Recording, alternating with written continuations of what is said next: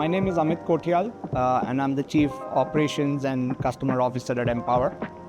And what that really means is I'm responsible for all our customer interactions, as well as the underwriting process, the disbursal of our funds to various schools, and then actually working with students as they go into the repayment cycle and sort of helping them meet the obligations of the loan. If you look at most legacy lenders, right, they typically rely on the strength of, a co-signee or a collateral, which means somebody who's ready to back your financial or your education aspirations, somebody else in your family, or a financial asset, right? Now, in the case of MPOWER, we don't need either a co-signee or a collateral, right? We're lending on the strength of a student's own ability to be able to borrow. So I think that's an extremely important differentiator or something that our borrowers have really liked over the last several years. Now, the second element of this is not only do we help give them the funds that are needed to go abroad and study, we actually help them build their credit history in the US. For a lot of our borrowers and a lot of students going to US or Canada to study, it's not just about going there to study, but it's actually building a whole life. And actually continuing to work in those geographies. So we actually help them build a credit history in those geographies so that then they're able to go rent an apartment, actually buy a car, take on a personal loan, get a new job, and so on and so forth. So I think that's an extremely important context that most students appreciate as they think about an education provider. And the third is we're super transparent when it comes to all the costs associated with our loans. Right now, you're probably familiar with a lot of lenders out there who have hidden fees, origination costs, forex fees, insurance costs, and so on. We're very straight, very simple. What you see on your document is effectively what you pay for throughout the life cycle of the loan. So I think that's what sort of sets us apart from most of the lenders.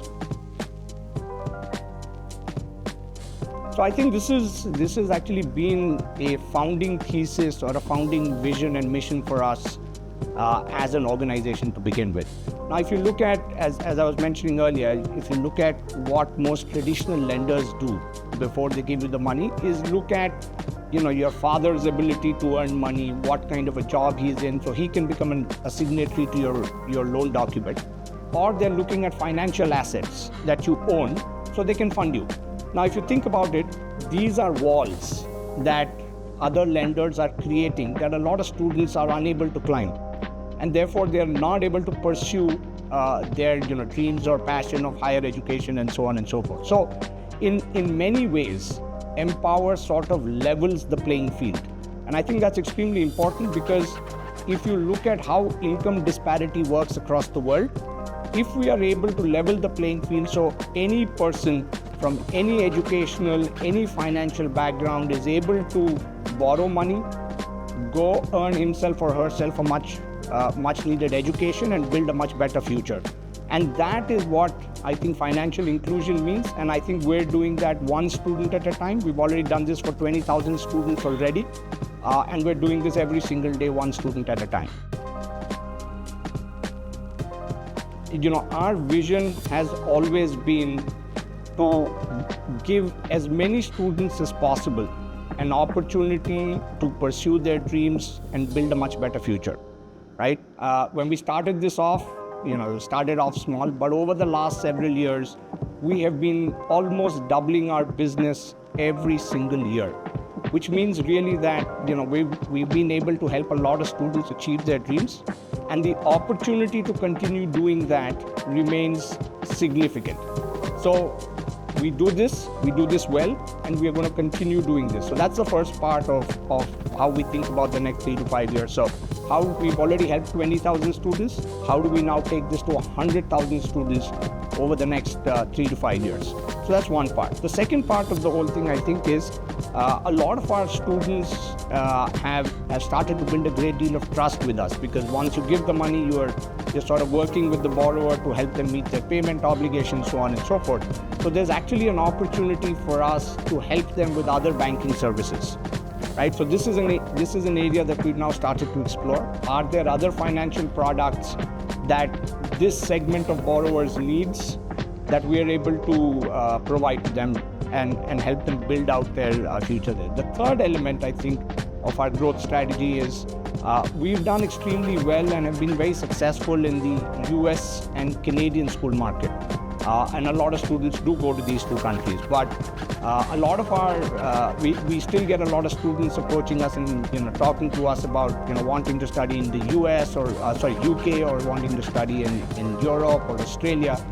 So these are markets that we're now starting to think about. We started some exploratory work to figure out if we can start supporting students in those markets. So that's what the next 3 to 5 years looks like for us.